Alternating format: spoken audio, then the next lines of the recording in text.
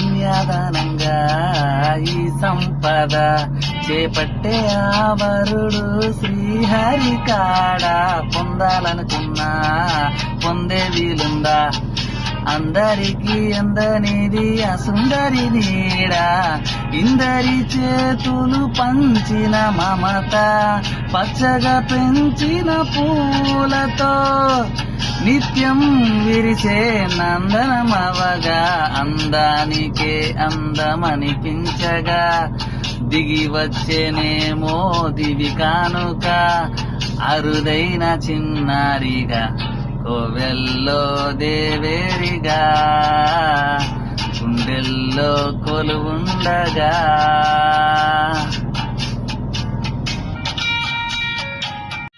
వచ్చిందా ఫ్రెండ్స్?